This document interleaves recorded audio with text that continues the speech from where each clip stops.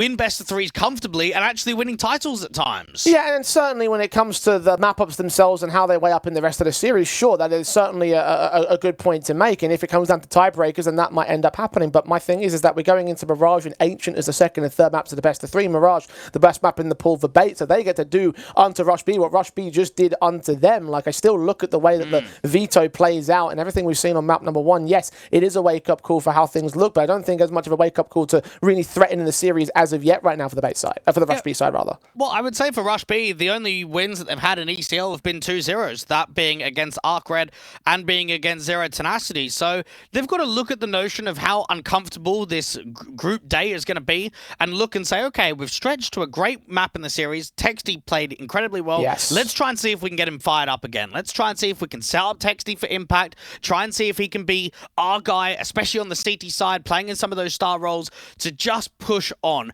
For Bait, they'll be disappointed with map number one, and now they've got to try and redeem themselves on map 2 and map number 3. Yeah, MPL may have been our player to watch at the start of the series. I think Texty is going to become our player to watch as the series now progresses on, because if he shows even nearly as much in this in the second and third maps as he did in the first one, then I feel like that he's going to try and make himself quite the star here for the Rush B side. But as I said before, we're moving into some slightly more favourable territory for the Bait camp. Rush B's pick was Nuke. They have won that home territory, but now it comes into the best map of the pool for our favourites in the best of three. We're going to take a very short break, and when we come back, we'll see exactly how well they can do on Bait's pick of Mirage.